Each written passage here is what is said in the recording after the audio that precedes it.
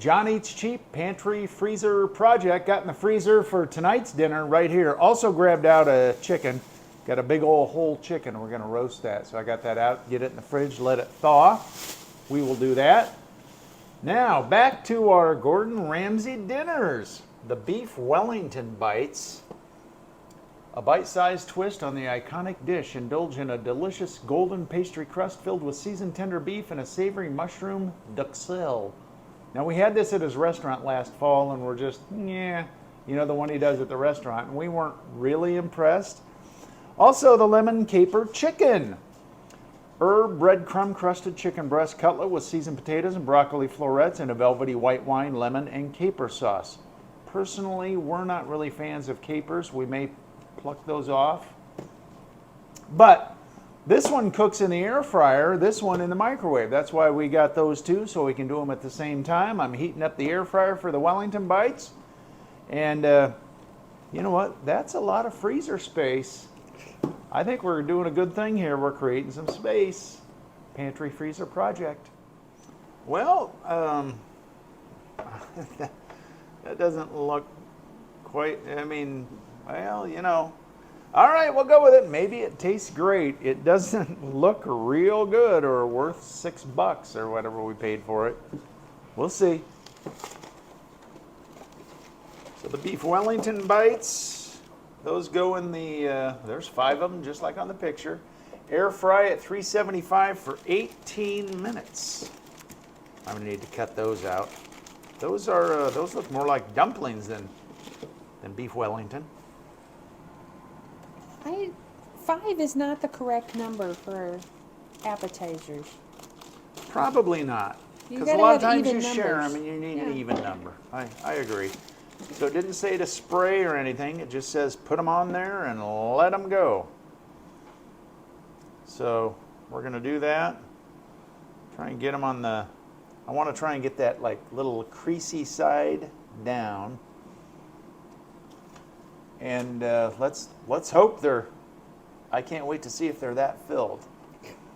I'm guessing not, but we'll see. Gordon may surprise me. So there's the chicken lemon caper chicken. There we go.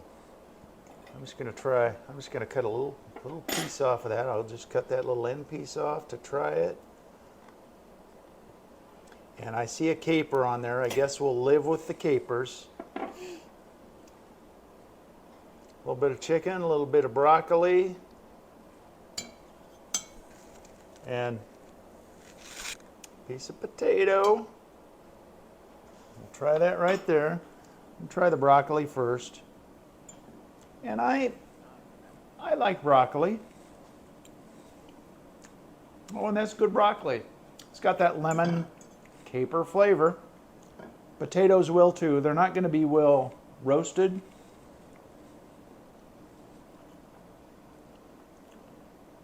They actually taste more roasted than I thought they would.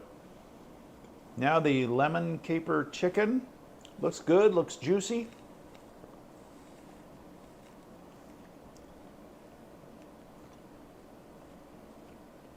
The breading doesn't do well in the microwave. It's all soft, but it tastes good. Is it worth $6? I doubt it, but we'll eat the whole thing. It's edible. Not a glowing review. I just mean, it is good. I don't think it's worth the price. Now, uh-oh, that Wellington's sticking a little bit. I don't like that. Should I have sprayed? It didn't say to spray, Gordon. Huh. Well, that does look meaty and filled.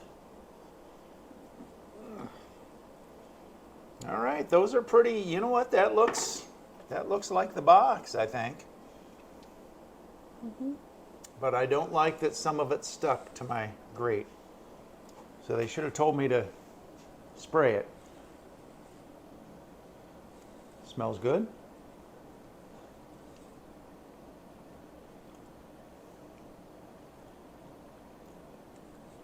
Tasty.